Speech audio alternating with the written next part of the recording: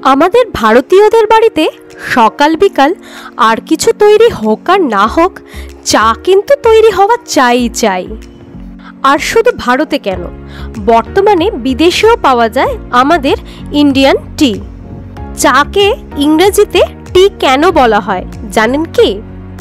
চলুন আজ কিছুটা জানা কিছুটা অজানাতে জেনে নেওয়া যাক চা সম্পর্কে কিছু অজানা তথ্য। চা, যার বোটানিক্যাল নাম ক্যামেলিয়া সিনেনসিস। এই চা কিভাবে আবিষ্কৃত হয়েছিল? প্রতিবেদন অনুসারে খ্রিস্টপূর্ব 2732 সালে রাজা সেন নুং চা আবিষ্কার করেছিলেন, যখন একটি বন্য চা গাছের পাতা ফুটন্ত জলের পাত্রে উড়ে গিয়ে পড়ে এবং তারপর জল তার রং আর গন্ধ উভয়ই পরিবর্তন করে। এই সময়ে রাজা এর নাম দেন চা। এই চীনা অক্ষরের অর্থ হলো খোঁজা, অর্থাৎ চা শব্দের অর্থ খোঁজা। চীনে চা জনপ্রিয় পানীয় হয়ে উঠতে 3000 বছরেরও বেশি সময় লেগেছিল। প্রথম দিকে চা পাতাগুলো ছিঁড়ে জলে সেদ্ধ করে খাওয়া হতো।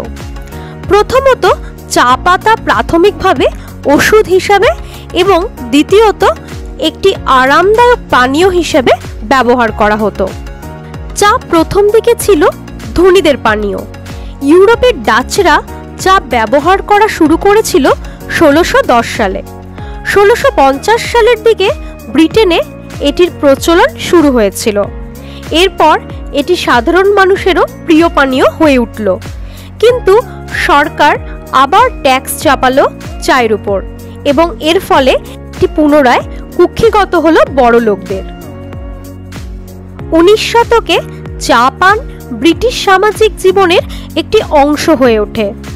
ফ্যামিলি টি, পিকনিক টি, টেনিস টি নামে একাধিক নানা পার্টির আয়োজন করা হতো।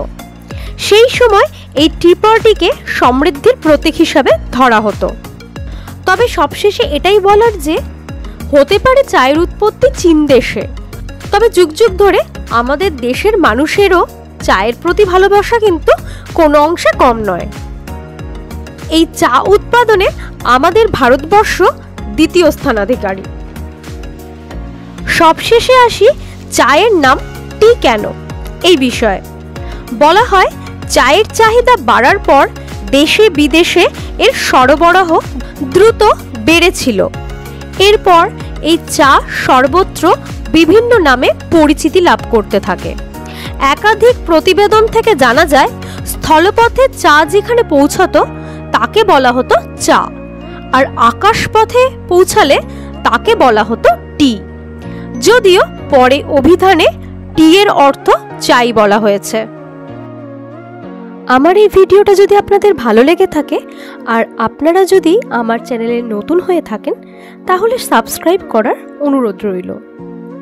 এরকমই নতুন নতুন তথ্য পেতে সঙ্গে থাকুন আর দেখতে থাকুন কিছুটা জানা আর কিছুটা অজানা।